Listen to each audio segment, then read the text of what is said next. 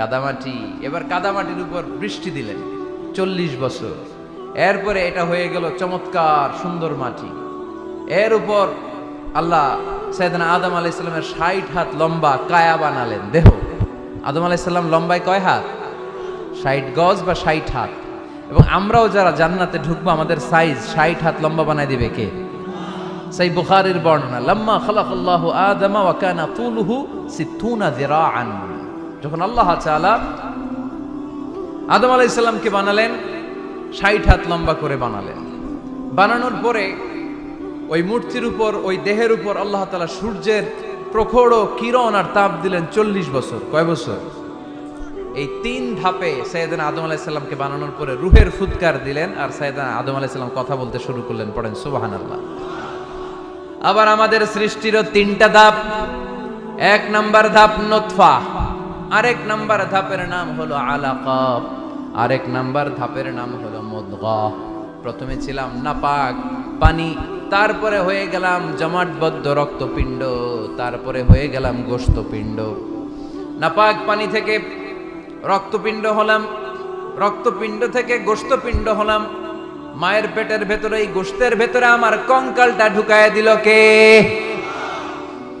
এরপর চামড়া দিয়ে আমারে প্যাকেট করা হলো। ফাতাবারাকাল্লাহু আহসানুল খালিকিন। সুন্দর করে দুনিয়ার বুকে আসার তৌফিক আমারে দিল কে? ওয়ালাকাদ খালাকনাল ইনসানা মিন সুলালাতিন মিন তিন সুম্মা জাআলনাহু নুতফাতান ফি ক্বারারিন মাকিন ثم خلقنا النطفة علقة فخلقنا العلقة مضغة فخلقنا المضغة عظاما فكسونا العظام لحما ثم أنشأناه خلقا آخر فتبارك الله أحسن الخالقين. পড়েন আল্লাহু আকবার। আমাদের সৃষ্টি শৈলীর বর্ণনা আল্লাহ দিলেন।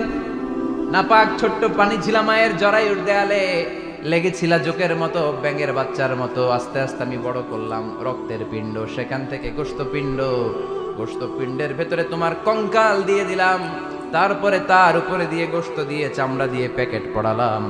8 মাস 9 মাস 10 মাস পরে দুনিয়ার বুকে আমাকে নবজাতক শিশু হয়ে দুনিয়ার বুকে আসার তৌফিক দিলেন কে? খালাকাল ইনসান।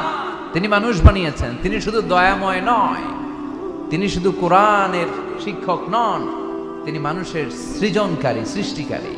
এজন্য আল্লাহ বলেন, আমি রহমান, আল্লামাল কোরআন, আমি কোরআন শিখিয়েছি। খালাকাল ইনসান, আমি মানুষ বানিয়েছি। আল্লামাহুল বায়ান, আর মানুষকে বয়ান শিখিয়েছি। বয়ান শিখাইছে কে? দয়াময় রহমান শেখালেন কোরআন, বানালেন ইনসান, শেখালেন বায়ান। দয়াময় রহমান শেখালেন কোরআন, বানালেন ইনসান, শেখালেন বায়ান। ঠিক কি না?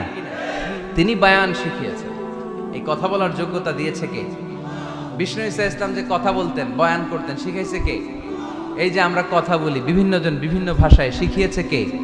বিষ্ণু ঈসা ইসলাম বলেন, ইন্না মিনাল বায়ানি লা সিহরা। নিশ্চয়ই এই বায়ানের মধ্যে আছে জাদু, বর্ণনার মধ্যে জাদু আছে। কথা বলার মতো, বলতে পারলে মানুষ চাতক পাখির মতো তাকিয়ে থাকে। আছে না নাই? ঘাড় নাড়ায় না, তাকিয়ে থাকে, কারণ এটার মধ্যে জাদু আছে। এটা অনেকদের আছে, যারা বক্তা আলোচক তারা, তাদের মধ্যে এটা আছে। আবার ক্যানভাসার যারা, এদের মধ্যেও আছে। রাস্তায় ওঠেন না 10 টাকা 10 টাকা, নিজের জন্য নেন